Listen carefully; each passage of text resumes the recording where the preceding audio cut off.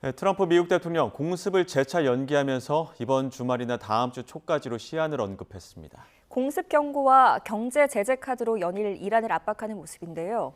이란은 오히려 휴전 기간에 전력을 강화했다며 맞서고 있습니다. 조한범 통일연구원 석자연구위원, 민정훈 국립외교원 미주연구부 교수와 함께하겠습니다. 두 분 다 어서 오십시오. 네, 안녕하세요. 자, 트럼프 대통령이 주말이나 늦어도 다음 주 초까지는 공격을 하지 않겠다고 밝혔습니다. 이란에 대한 공격 재개를 결정하기 불과 1시간 전에 이런 유예 결정을 내렸다고 말했는데요. 먼저 이 내용 들어보시죠. I never tell anybody when, but they knew that we were very close. I would say I was an hour away from making the decision to go today. And we would probably not be talking about a beautiful ballroom today. We'd be talking about that. And no, I had made the decision. So they called up, they had heard I made the decision. They said, sir, could you give us a couple of more days? Because we think they're being reasonable. And I'm saying 2 or 3 days, maybe Friday, Saturday, Sunday, something, maybe early next week, a limited period of time. Because we can't let them have a nuclear weapon. 이란 때리기 진짜 딱 1시간 전이었는데 주변에서 말려서 멈췄다 이런 얘기거든요. 다음 주 초까지는 멈출 거라는 얘기였는데 지금 약간 긴박함을 강조한 듯한 모습도 있는 것 같죠? 그렇습니다. 미국 입장에서는 실제로 긴박하다고 보고 있습니다.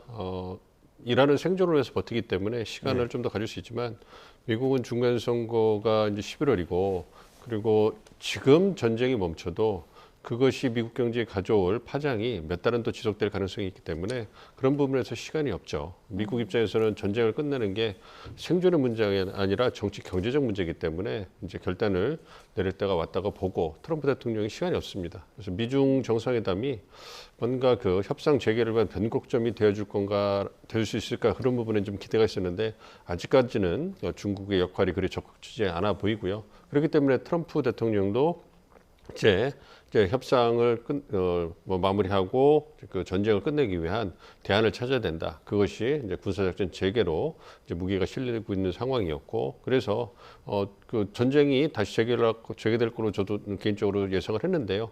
다행히 이제 그 명분이 이제 그 걸프 국가들의 요청에 의해서 전쟁이 좀 잠깐 연기됐다 이런 얘기를 하는데, 또한 미국 경제적으로 보면 국채금리라든지 이런 부분이 경제가 녹록지 않기 때문에 좀 시간을 벌 필요도 있었다. 그리고 중국이 얼마나 이 남은 이번 주 동안에 더 적극적인 역할을 할 수 있는지 좀 지켜보면서 만약에 상황에 진전이 없으면 늦어도 다음 주 초면 군사작전을 재개하지 않을까 생각을 하고 있습니다. 네, 트럼프 대통령이 제시한 저 일정을 보면 꽤 구체적입니다. 그렇다면 정말 이란 내부에서도 유의미한 어떤 움직임이 있다고 보십니까? 협상과 관련해서? 지금 협상은 진행 중이라고 봐야죠. 네. 양측이 기싸움을 하고 있지만 지금 트럼프 대통령을 액면 그대로 믿는 건 사실 그렇게 합리적이지 않습니다. 왜냐하면 공격 1시간 전에 중단해야 될 만한 긴박한 상황이 벌어진 건 아니거든요. 예. 왜냐하면 미중 정상회담이 있었고 오늘 지금 푸틴 대통령이 19, 20일 베이징 방문하거든요. 예. 23일 날은 또 샤리프 파키스탄 총리가 그 중국을 방문합니다. 그렇다고 보면 미중 정상회담 이어서 이란 전쟁에 관계된 주요국들의 연쇄회동이 있는 거거든요. 그럼 지금 공격할 타이밍이 아니에요. 뭐 1시간 전에 그만뒀다? 그런 극비 얘기를 뭐하러 합니까? 예. 요즘 트럼프 대통령은 말로 전쟁을 해요. 휴전한 이후로는. 그리고 2, 3일 뒤에 공격한다고 그럼 기밀이거든요. 그걸 왜 공개를 합니까? 그러니까 지금 사실은 양측이 말로 전쟁을 하고 있다. 서로 압박을 하고 있다. 예. 그러면서 지금 나오는 액면만 본다 그러면은 협상이 안 되죠. 이란이 요구하는 것들 보면. 그러나 본질적인 우라늄 농축 부분에서 상당 부분 제가 보기에는 이견은 좁혀지고 있는 것 같다. 그러나 이란은 본인들이 졌다고 하는 그림이 안 나와야 되는 거고 예. 트럼프 대통령은 본인 말대로 초기에 압도적인 승리 이게 안 되는 상황에서는 이제 목표를 낮췄죠. 2015년 오바마 합의보다는 좋아야 된다. 그러니까 오바마보다 나은 형태, 그러니까 우라늄 농축 기간, 그 다음에 가지고 있는 농축 우라늄 이런 것들로 지금 좁혀지고 있는 것 같습니다. 그러니까 나머지는 이제 트럼프 대통령이 초기에 원했던 목표는 이제 안 된다는 걸 본인도 안다. 그렇다면 얼마나 더 모양새가 있게 끝내느냐. 아무리 모양새가 좋아도 아마 박수는 못 받을 건데 그래도 이제 적어도 돌은 맞지 않을 정도의 합의안은 나와야 되니까 예. 제가 보기에는 전면전 2, 3일 후에도 전면전으로 재개하고 뭐 확전이 된다. 뭐 제한적인 공격 가능성은 있지만 다시 초기처럼 극단적인 충돌 가능성은 높아 보이진 않아요. 저 지금 공격 결정 내리기 1시간 전에 보류하면서 또 백악관 안보팀 회의도 하루 앞당겨서 진행을 했거든요. 군사적인 선택지를 여러 가지 검토를 했다고 하는데 군사적으로 선택할 수 있는 방안들이 여러 가지가 있습니까? 뭐 전면적인 지상전을 하지는 않을 거고요. 만약에 전면적인 지상전을 해서 2000년도 초반에 어떤 그런 정도의 그 지상전을 하려면 이미 수십만의 그 육군하고 지상 병력이 주변에 배치가 됐어야 되거든요. 네. 뭐 그런 건 아니기 때문에 지금 배치돼 있는 미군 전력 가지고서 이제 군사작전을 재개하는 이런 부분이 되기 때문에 가장 그 유력한 것은 이제 그 화력을 앞세운 공습이죠. 그래서 공습을 통해 가지고 이스라엘과 함께 남아 있는 그런 군사적 시설이라든지 민간 시설에 대한 폭격을 해서 이제 마무리를 짓는 것. 그리고 이 뭐 하르그 섬에 대한 폭격 뭐 이런 네. 부분이 있는데요. 원유 시설은 웬만하면 건들지 않을 거라고 생각을 하고 있습니다. 왜냐하면 그거에 그 원유 시설을 공격하게 되면 이란이 비례 대응을 할 가능성이 높기 때문에 원유 에너지 가격에 그 굉장히 민감하게 반응하는 미국 경제나 트럼프 대통령 입장에서는 그렇게 바람직한 시나리오는 아니거든요. 그렇기 네. 때문에 어떤 민간 시설, 인프라 시설을 공격할 가능성이 좀 크죠. 뭐 그러한 그 공격을 하고 마무리를 할 가능성이 크지 않은가 생각합니다. 물론 네. 호르무즈 해협 근처에서의 군사작전도 생각해 볼 수 있겠습니다만 여전히 수천 척의 상선이 연루됐기 때문에 위험도가 너무 커요. 그런 걸 고려해 본다면 그런 부분들 그리고 일각에서는 이제 그 핵 기지를 갖다가 특수부대가 들어가서 또 우라늄을 갖고 나오는 걸 그 얘기를 하는데 너무 위험도가 큽니다. 그것은 이제 그 지상전으로 확전될 명분을 줄 수 있고 트럼프 대통령을 다시 또 공격에 처하게 할 수 있기 때문에 그거는 큰 그 조용히 뭐 제한적으로 할 가능성을 완전히 배제할 수는 없습니다만. 개인적으로 봤을 땐 크다고 생각하지 않고 있습니다. 그렇기 때문에 말씀해 주신 것처럼 전쟁 그 원래 초기처럼 그런 막대한 물량을 쏟아볼 수는 없겠습니다만 그래도 또 공습을 통해 가지고 승리를 주장할 수 있는 그런 군사적 명분을 만들 정도는 하지 않을까 예상을 하고 있습니다. 네. 자, 지금 두 분 다 짚어주신 것처럼 미국과 이란이 가장 크게 줄다리기를 하고 있는 대목이 바로 핵 문제입니다. 협상을 이끌고 있는 벤스 미 부통령이 이란 협상팀이 모호한 경우가 많다며 배경을 설명했습니다. 그러면서 이란의 핵 포기뿐 아니라 핵 능력을 재건하지 못하도록 하는 절차도 필요하다고 언급했는데요. 우선 이 내용 듣고 오시죠. It's not sometimes totally clear what the negotiating position of the team is. And I don't know if that's sometimes bad communication, if that's bad faith. I wouldn't pretend to venture a guess there. So what we've done is tried to be as clear as possible. What are our red lines? It's what would happen if the Iranians did get a nuclear weapon. We know that a lot of nations all across the Gulf would then want their own nuclear weapon, and then a lot of nations all across the world. The commitment to work with us on a process to ensure that not just now, not just when Donald Trump is president, but years down the road that the Iranians are not rebuilding that nuclear capability, and that's what we're trying to accomplish in the negotiations.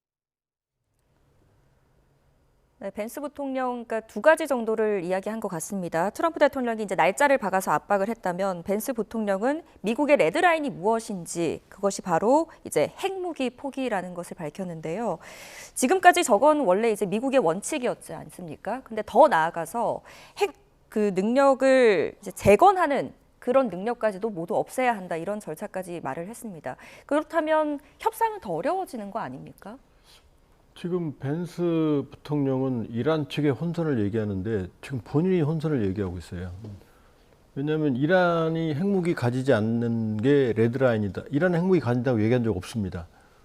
북한은 핵무기를 가지겠다고 전략적 명확성으로 항상 그러니까 판을 깨는 방식으로 나왔지만 이란은 속셈은 핵 능력을 확보하는 거지만 공식적으로 핵무기를 가지겠다고 얘기한 적이 없습니다. 그리고 핵무기 개발 단계를 봤을 때 북한은 거의 10단계에 왔지만은 사실상 10에 왔어요. 그러나 이란은 1에서 2단계 정도밖에 안 되거든요. 그러면 이란은 지금까지 핵무기 가지겠다고 한 적이 없는데 핵무기 가지는 게 레드라인이다. 그럼 말이 안 되는 거죠. 그러니까 제 얘기는 뭐냐면 이란은 지금 아까 아라그치 외무부 장관 요 전에 우리 대담전에 보도에 나왔습니다만 농축은 NPT 체제의 권한이다. 실제로 2015년 JCPOA 이란 핵합의 때 농축 권한은 줬어요. 우리도 농축 권한이 있습니다. 예. 그러나 한미 원자력 협정도 있고 여러 가지 문제가 있기 때문에. 근데 미국은 농축 권한 자체를 없애라, 있는 시설도 없애라 거든요. 예. 그러니까 평화적인 목적의 우라늄 농축은 가능하거든요. 그러니까 평화적인 목적의 농축 우라늄을 하는 걸 그걸 핵무 개발로 인정해 버리면은 협상이 안 되는 거죠. 그러니까 지금 보면 이란이 문제가 아니라 미국 자체 혼선이 있는 것 같아요. 어느 쪽에서는 본인 말로도 처음엔 그랬거든요. 갈리바프, 벤스 1차 만났을 때 20년 동안 농축을 중단하라. 요 안이 나왔는데 근데 지금 얘기가 또 달라지잖아요. 농축 아예 하지 마라. 저 얘기대로라면은 있는 시설도 제거하라. 이 얘기거든요. 그건 이란이 받아들이지 않죠. 그러니까 말을 보면 초기에 벤스의 뭐 본인 말은 아니었으면 나왔던 얘기랑 지금 하는 얘기랑 또 레드라인이 또 달라지는 거거든요. 그렇다면 저렇게 얘기하면 협상이 안 되는 거죠. 예. 근데 이제 벤스 부통령은 어느 정도 피드백을 받고 의견을 왔다 갔다 조율을 하다 보면 접점을 찾아가야 되는데 그 접점을 찾아가는 과정에서 이란 내부의 균열 때문에 목소리가 달라지고 있다는 지적이거든요. 여기에 대해서는 어떻게 보십니까? 그 부분에 대해서는 미국 측에서 지속적으로 문제를 제기를 했죠. 협상파와 비협상파의 목소리가 다르기 때문에 미국이 이란 측의 제안에 대해서 혼선을 갖고 있고 그런 부분에서 이란이 조속히 어떤 목소리를 조정해 주길 바란다 이런 그 얘기를 했고 그 연장선상이라고 얘기하고 있습니다. 현재 이란 내에서 비협상파, 강경파의 목소리가 얼마만큼 지배적인지는 좀 봐야 될 것 같고요. 어쨌든 협상파의 목소리가 굉장히 축소된 거는 사실인 것 같아 보입니다. 그래서 협상이 난항을 겪고 있는데 원인이 되고 있다 좀 생각이 들고 있고요.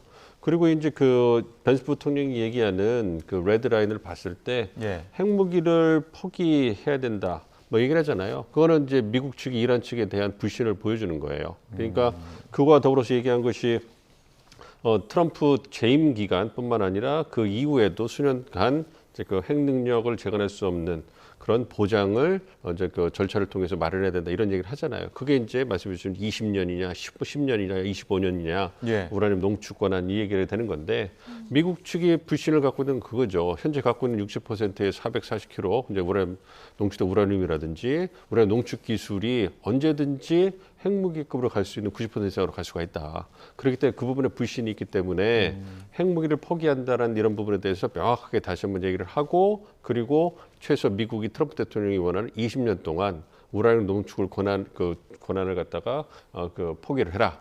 그리고 그 동안에 어떤 이란이 미국과 국제사회의 어떤 그 기준에 맞춰서 어떤 그러한 그 안정적으로 모범적으로 어떤 그러한 그 핵 관련된 모습을 보여준다면 그렇다면 다시 이제 우라늄 농축 권한을 사용할 수 있을 것이다. 이 부분을 좀 얘기를 하는 부분인 거거든요. 그래서 말씀해 주신 것처럼 이란이 핵무기를 개발하겠다고 제안한 것, 주장한 것도 없고 뭐 이란의 교리에 따라서 핵무기를 개발하는 것이 뭐 이제 허용되지 않는다고 하더라도 그 부분에 대해서 불신이 있기 때문에 그런 얘기를 하는 것이고 그런 부분에서 이제 그 얘기를 한다고 봅니다. 그러니까 결국은 20년이냐 15년이냐 10년이냐 25년이냐 이 우라늄 농축 금지의 그 권한을 금지하는 그 부분이 방점이 아닌가 생각합니다. 네. 자, 이렇게 협상이 진행되는 와중에도 미국이 인도 양에서 유조선을 납포하고 또 이란을 향해 대규모 제재를 추가했습니다. 이란은 이걸 두고 해적 행위다 이렇게 이야기를 하고 있는데요. 이런 미국의 최대 압박, 군사적 압박과 또 경제 압박을 동시에 가하고 있는 이런 모습이 이란을 결국 협상장으로 나오게 하는 촉매제가 될까요? 아니면 오히려 상황을 더 악화시키는 그런 일이 될까요? 양면이 다 있죠. 네. 지금 이란이 버티고 있는 건 호르무즈의 봉쇄라는 카드고 미국이 역봉쇄 카드를 놓고 있거든요. 양쪽 다 괴롭습니다. 이란의 봉쇄로 지금 미국 유가가 5불까지 육박하고 있거든요. 거의 2배 가까이 됩니다. 미국도 버티기 어렵고 지금 국채 금리는 위험 수준을 넘었고요. 그럼 이란은 뭐 버틸 만하냐? 아니거든요. 이란도 지금 뭐 1,000만 리얼 단위까지 화폐가 단위까지 나오고 인플레이션은 전쟁 후에 거의 한 2배 가까이 지금 뛴 상태거든요. 그러니까 양측이 사실은 교전이 아니라 서로 압박을 하는 상대의 목줄을 쥐는 걸로 서로 쥐면서 이제 치킨 게임 누가 버티느냐 이 게임이거든요. 네. 그런데 문제는 뭐냐면은 그렇다고 해서 이란이 이 상황에서 미국의 압박에 항복하고 백기를 들고 나온다. 그건 모든 걸 다 잃는 거거든요. 그러니까 아마 그렇게 항복할 가능성은 제가 보기엔 거의 제로에 가깝습니다. 그러면 군사적인 공격을 하느냐? 군사적으로 지상군이 준비가 안 돼 있기 때문에 이란은 절대 항복하지 않을 겁니다. 공중전만으로 하는데 항복할 이유가 없잖아요. 예. 그리고 초기에 13,000건의 목표물을 타격을 했는데 지금 타격할 목표물도 많지 않아요, 사실은. 그리고 이란이 바보가 아닌 이상 그걸 지상에 드러내놓고 있지도 않거든요. 그러니까 군사적인 해법도 압박도 문제 해결의 지금 본질은 아닙니다. 네. 그러니까 서로 괴로운 상황이거든요. 그러니까 예. 협상안을 지금 아까 민 교수님 말씀하신 안부터 포함해서 빨리 협상안을 도출해야 되는데 말씀드린 대로 트럼프 대통령은 내가 오바마보다 훨씬 더 잘 만들었다는 얘기를 해야 되는 거고 이란은 절대적으로 레드라인, 농축 권한은 유지하면서 내가 진 게 아니다. 결국 배상금까지 받아냈다라는 모양을 연출해야 되는 거거든요. 이 안을 가지고 사실은 양측 협상을 하면서 지금 미국, 이란, 전 세계적 고통이 다 전반적으로 가중되는 그런 역설적인 상황이 벌어지고 있는 거죠. 예. 미국은 경제적으로 이란의 숨통을 조이고 있는데 이란은 반대로 우리의 경제 상황 건재하다라는 식의 어떤 증시 재개장 움직임도 있었거든요. 재개장해서 상승 살짝 올라가는 듯한 이게 증시 모습도 있었는데 이거 어떻게 바라봐야 될까요?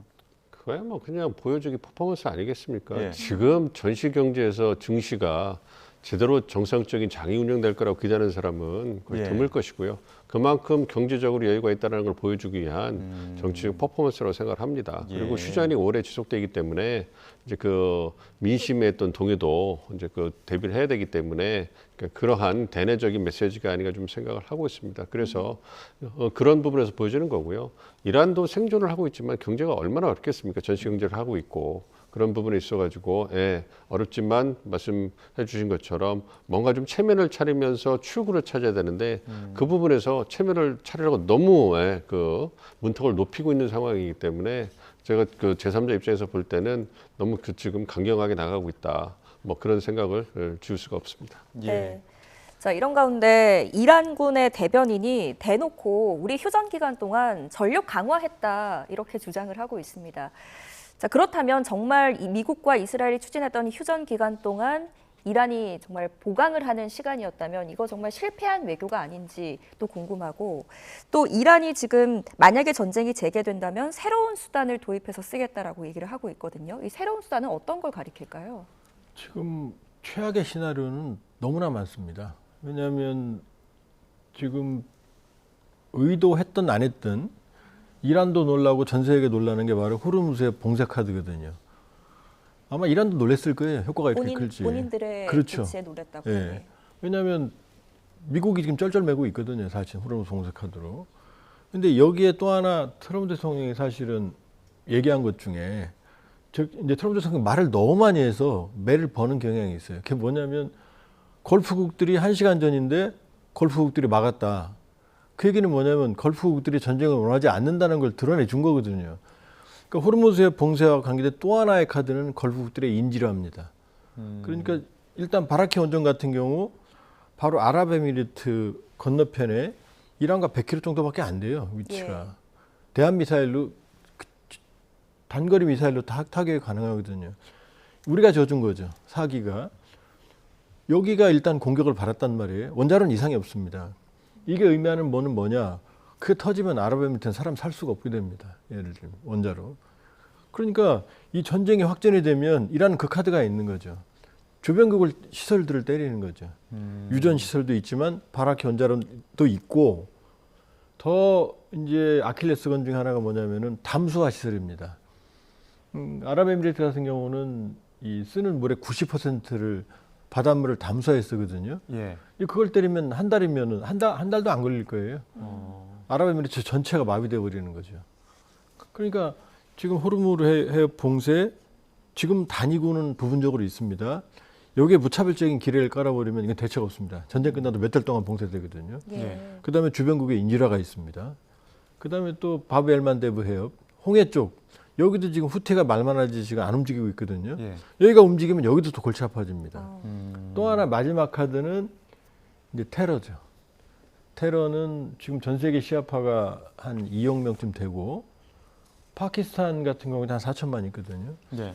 실제로 이 하메네이 죽었을 때 여기에 항의해서 시위 중에 사망한 건 파키스탄이었어요. 파키스탄이 시아파가 움직였거든요. 물론 이 카드는 쓰기 쉽지 않습니다. 이 테러는 미국 국민들을 결집시킬 수 있으니까. 그러니까 이란이 쓸 수 있는 카드는 아주 많은 거죠. 이미 바다까지 갔기 때문에 볼 게 없습니다. 이란은. 예. 그러니까 물개심 작전을 할 수 있는 카드가 너무나 많기 때문에 사실은 이란이 마지막까지 뭐 항복을 하거나 나온다? 그 전에 카드는 다 쓰겠죠. 근데 이 결과는 최악이죠. 예. 전 세계 경제에 영향을 미치니까. 자, 이번 주 시작하면서 쭉 보면 이란 내부에서 뉴스 스튜디오에서 앵커가 총을 결합하는 모습, 격발하는 장면도 나오고 지금 보시는 화면처럼 합동 결혼식인데 기관총을 또 들고 있단 말이죠. 총이 등장하지 않아야 되는 장소에서 총기가 굉장히 많이 등장을 하다 보니까 이게 내부 캠페인으로는 어떤지 어떤 걸 위해서 이렇게 선전전을 하는 건지도 궁금한데요.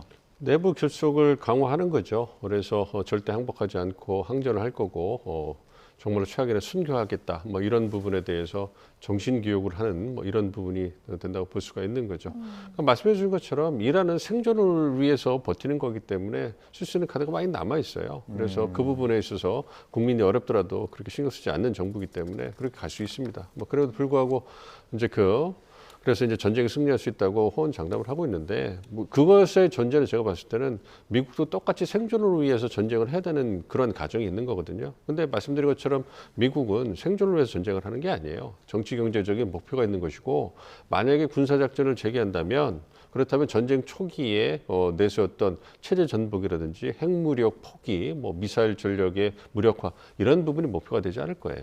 그 전쟁을 마무리하기 위한 그러한 명분 쌓기의 어떤 그 제한적인 군사 공격이 될 가능성이 크고 그러고서 이제 군사적인 그 작전을 마무리하고 전쟁 승리를 군사작전의 승리를 갖다가 선언을 하고 그다음에 경제적 압박을 통해서 궁극적으로 이란을 핵을 포기하게 만들겠다. 조만간 손 들고 나올 것이다. 그렇게 하고서 나가버릴 거란 말이에요. 네. 그렇게 되면 뭐 이란이 얘기하는 것처럼 생존에는 성공하고 정치적으로 승리했다. 뭐 그 대내적으로 얘기를 할 수 있겠습니다만 극심한 경제적 위기에 이제 다시 빠지게 될 겁니다. 그렇기 때문에 그런 부분에서 이제 그 이란 군부가 강경파가 그런 부분에서는 저는 지금 실기를 하고 있다 좀 생각을 하고 있습니다. 생존을 위해서 버티고 있지만 그건 전쟁이 지속될 때의 생존인 거고 전쟁이 어쨌든 트럼프 대통령이 정치적 비난을 어느 정도 이제 그 감수하면서 그 정치적인 그 고려를 위해서 빠져나간다면 그렇다면 완전히 잘못된 전술이 될 수도 있거든요. 예. 그렇기 때문에 그런 부분에서 우리가 전쟁을 바라볼 필요도 있다 생각을 하고 있습니다. 네. 자, 이란은 저렇게 보여주기식으로 내부 결속을 강화하고 있는 모습인데 또 EU에서는 지금 그래픽으로도 보이지만 혁명수비대를 테러단체로 규정을 하면서 지금 혁명수비대의 SNS 계정을 대거 삭제하기 시작했습니다. 뭐 군사 개입을 하기에는 조금 소극적인 모습이었는데 유럽은 또 저런 부분에서는 지금 적극적으로 움직이는 모습인데요. 그렇다면 저런 조치가 유럽이 이란을 이제 국제사회의 어떤 공적으로 인식을 하고 있다 이렇게 해석을 해야 됩니까? 일단은 북한 핵 문제보다 유럽은 이란 핵 문제에 아주 민감합니다. 왜냐하면 이란에서 중거리 미사일 정도만 개발해도 유럽까지 가거든요. 네. 그러니까 이란 핵 문제는 자기들 문제로 생각합니다. 원유도 있고 석유도 있고 그리고 영국, 프랑스를 비롯해서 다 깊숙이 역사적으로 관여되어 있기 때문에 한반도 문제와 이란 문제는 완전히 다르게 생각합니다. 첫 번째. 네. 그리고 두 번째는 지금 말씀하신 것처럼 이란 혁명수비대에 대한 입장은 사실은 미국하고 다르지 않아요. 유럽도. 그러나 유럽의 입장에서는 이번 전쟁은 침략 전쟁이거든요. 미국에. 명분이 있다 하더라도. 그러니까 나토 헌장, 나토 조약상 침략 전쟁에는 서로 개입할 수 없거든요. 피침을 당했을 땐 서로 도울 수 있지만. 그러니까 이번 전쟁에 대해서 미국이 원하는 직접적인 개입은 안 하지만 그러나 이란 문제의 악화, 이란에 대한 EU의 우려는 미국하고 거의 동일하다고 보시면 돼요. 그러니까 저런 면으로 참 이제 우회적으로 이란을 압박하는 부분에는 참여를 하는 거고요. 그리고 지금 호르무즈 개방 같은 이 침략 전쟁에 대한 개입이 아닌 그런 작전에는 EU도 좀 더 적극적으로 나설 가능성을 나토도 배제할 수가 없어요. 예, 그런가 하면 트럼프 대통령 그 백악관 연회장 공사 현장을 또 공개를 했습니다. 취재진을 불러서 연회장 구조, 비용 등을 설명하는 모습들도 있었는데요. 이 장면부터 보고 오시죠.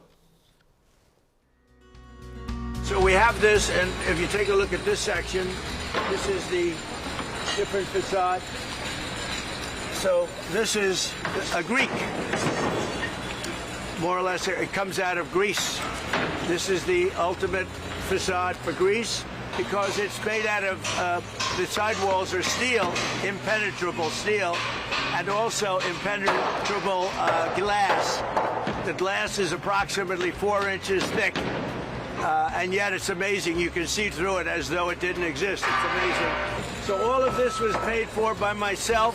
This is not going to be paid for by the taxpayer. This is a gift to the United States of America. And more than a gift, it's going to be one of the most beautiful buildings that's ever been built in the country or in Washington, D.C. 예, 지금 협상은 난항을 겪고 있는데 예정에도 없던 일정으로 연회장 공사 현장을 데리고 가서 내 돈으로 했습니다. 굉장히 비싼 겁니다. 선물입니다. 이런 얘기를 했거든요. 왜 한 겁니까? 그러니까 외교적 그 성과를 갖다 좀 홍보하고 싶은 거죠. 그러니까 전쟁이 굉장히 트럼프 대통령을 좀 공경에 몰아붙이고 있기 때문에 그러한 그 전쟁 이외에 자신이 지금 외교적으로 국제사회에 있어서 미국의 위상을 높이기 위한 어떠한 그 일들을 하고 있는가 이런 부분을 좀 홍보하고 싶었던 것이 아닌가 싶습니다. 그리고 자신의 돈 그리고 기부를 받아서 하는 것이지 어떤 세금을 쓰는 게 아니라는 부분을 강조하면서 그런 부분에서 이제 자신이 이만큼 헌신하고 있다라는 걸 좀 강조하는 부분이 있는 것이 아닌가 생각을 하는데 아무래도 전쟁 말씀하신 전쟁 와중에 저런 그 건물 짓는 것을 홍보하니까 국내적으로 여론이 그렇게 뭐 호의적이지는 않을 거라고 생각하고 있습니다. 네. 뿐만이 아니고 지금 전쟁 중인데 링컨 기념관 연못을 파랗게 칠하는 데에 690만 달러 수의 계약으로 지금 지출했다는 소식도 있습니다. 좀 의아스럽습니다. 전시 중인 국가의 대통령의 행보가 맞는지 참 여러 가지 생각이 들게 하는데 왜 저런 의도가 뭘까요? 지금 이 시점에 저렇게 하는 행동 의도가 뭘까요? 좋게 보기 어렵죠. 네. 지금 브래드 쿠퍼 중부사령관이 드디어 미나브 이란 초등학교 오폭 사실을 인정했거든요. 그리고 이제 변명을 하거든요. 거기 미사일 기지였다 이렇게. 그리고 한쪽에서는 미군들이 지금 포드암 같은 경우는 그 거의 최장 기록 6개월인데 거의 2배 이상 작전을 하고 돌아왔거든요. 한쪽엔 미군들이 저렇게 미운데 지금 뭐 연회장 자랑하고 다니고 있는 거거든요. 그렇게 보면 나쁘게 얘기하면 보통 독재자들이 저럽니다. 큰 대형 건축물 짓고 자랑하고. 근데 좋게 얘기하면 여유. 그러니까 이란 전쟁에 내가 지금 찌든 게 아니다. 나는 이렇게 여유롭게 볼 수 있다. 그러니까 양면이 다 존재하죠. 그러나 어느 경우로 보나 사실 저렇게 좋게 본다 하더라도 저게 대해서 이 미국 국민들 대다수가 박수 치지는 않을 거거든요. 예.